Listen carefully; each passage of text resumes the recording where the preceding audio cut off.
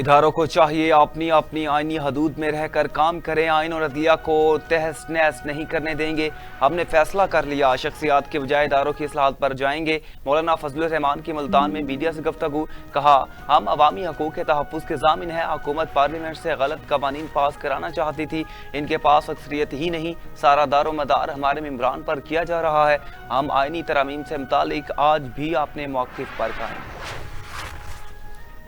P T I کو لاہور جلسے کے لیے مشروط اجازت دی گئی۔ انتظامیہ نے کہانہ کے قریب رنگ روڈ پر جلسہ کرنے کی اجازت دی۔ شرائط میں کہا گیا علی امین گنڈا پور اپنے بیانات پر معافی مانگے، معافی نہ مانگنے پر این او سی منسوخ کیا جا سکتا ہے۔ جلسے میں کسی ادارے، کسی اعلیٰ شخصیات کے خلاف بیان بازی کی اجازت نہیں ہوگی۔ لاہور ہائی کورٹ نے ڈپٹی کمشنر لاہور کو درخواست پر فیصلہ کرنے کا حکم جاری کیا تھا۔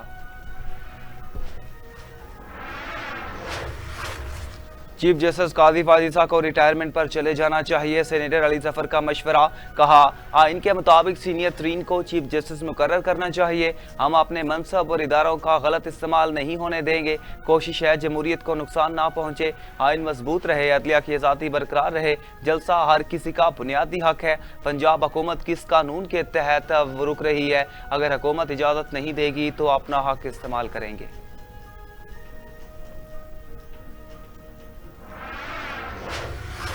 مخصوص نشستوں پر الیکشن کمیشن آج فیصلہ نہ کر سکا۔ چیف الیکشن کمشنر سکندر سلطان راجہ کی زیر صدارت الیکشن کمیشن کا چوتھا اجلاس ہوا۔ اجلاس میں ممبران، سیکرٹری الیکشن کمیشن اور قانونی ٹیم شریک ہوئی۔ قانونی ٹیم نے سپریم کورٹ کی وضاحت اور نئے الیکشن ایکٹ پر بریفنگ دی۔ اسپیکر قومی اسمبلی اور پنجاب اسمبلی کے خطوط کا جائزہ بھی لیا گیا۔ ذرائع کے مطابق اجلاس میں الیکشن کمیشن نے قانونی ماہرین سے مشاورت جاری رکھنے کا فیصلہ کیا۔ اجلاس پیر کو دوبارہ ہونے کا امکان ظاہر کیا گیا۔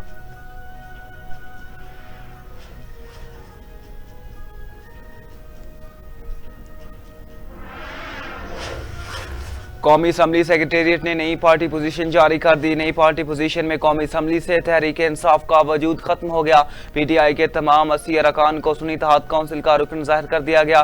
اس سے قبل 39 اراکین کو تحریک انصاف اور 41 کو آزاد ڈکلیئر کیا گیا تھا۔ نئی پارٹی پوزیشن میں تبدیلی کے بعد نون League, Peoples Party, J U I سے واپس لے جانے والی نشستوں کا بھی ذکر کیا گیا۔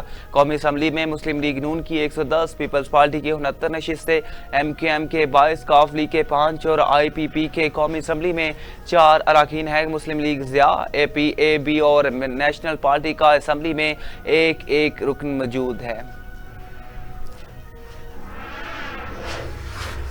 اسپیکر قومی اسمبلی سردار ایاز صادق بھی آئینی ترمیم کے مکمل ڈرافٹ سے لائیو نکلے۔ اسپیکر قومی اسمبلی کہتے ہیں آئینی ترمیم کے مسودے کا عمومی علم تھا، حکومت چاہیے تو آئینی ترمیم کے معاملے پر حکومت اور اپوزیشن کو ساتھ بٹھا سکتا ہوں۔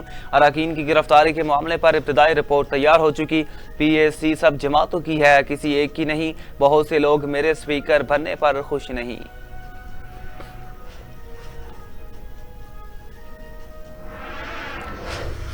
پریکٹس اینڈ پروسیجر آرڈیننس جاری، صدر مملکت نے پریکٹس اینڈ پروسیجر آرڈیننس پر دستخط کر دیا۔ آرڈیننس سے چیف جسٹس کو سپریم کورٹ کے مقدمات مقرر کرنے میں اختیار بڑھ جائے گا۔ وزارت قانون نے گزشتہ روز آرڈیننس وزیر اعظم اور کابینہ کو بھجوایا تھا۔ آرڈیننس کے مطابق چیف جسٹس سپریم کورٹ کا سینئر جج اور چیف جسٹس کا مقرر کردہ جج کیس مقرر کرے گا۔ اس سے قبل چیف جسٹس اور 2 سینئر ترین ججز کا 3 رکنی بینچ مقدمات مقرر کرتا تھا۔ آرڈیننس کے مطابق بینچ عوامی اہمیت اور بنیادی انسانی حقوق کو مد نظر رکھتے ہوئے مقدمات کو دیکھے گا۔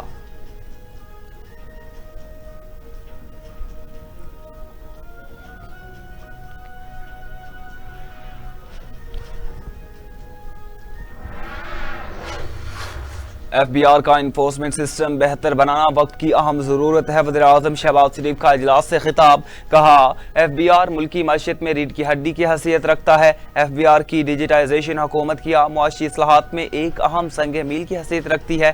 محصولات میں بہتری سے عوام کو سروسز کی فراہمی اور سوشل سیکٹر میں بہتری آئے گی۔ وزیر اعظم کی F B R information plan کے حوالے سے تمام متعلقہ سٹیک ہولڈر سے مزید مشاورت کی ہدایت۔ ایف بی آر کو ان تجاویز پر عمل درآمد کے لیے متعلقہ سرکاری محکموں کے ساتھ مل کر تفصیلی تبدیلیوں کی منظوری حاصل کرنے کا بھی حکم۔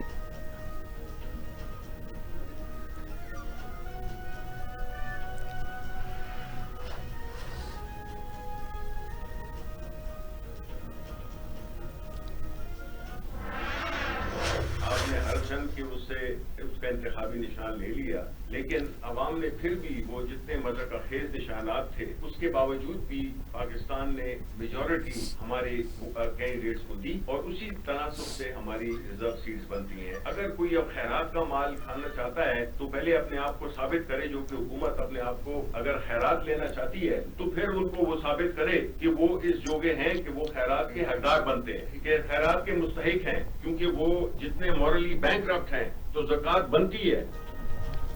ये सियासी जमात नहीं, आलाकार है, कंधों पर आए हुए लोग हैं, इनसे हुकूमत चल नहीं रही। पीटीआई रहनुमा सेनेटर शिबली फराज की हुकूमत पर कड़ी तनकीद। कहा, इस वक्त मुल्क में जंगल का कानून राज है, जिसका जो जी चाहता है वो अपनी तरह का कानून बनाता है। जिन्होंने मुल्क के लिए कुछ करना चाहा उन्हें इबरतनाक मिसाल बना दिया गया। आज शहीद जुल्फकार भुट्टो का नवासा कुल्हाड़ी लेकर आइन की रूह पर कारी ज़रबे लगा रहा है या अपने नाना के बनाए गए आइन को पाश पाश कर रहे हैं। मुल्क में सबसे बड़े स्टेक होल्डर्स अवाम है। अवाम के मैंडेट को कबूल किए बगैर कोई तब्दीली नहीं आ सकती।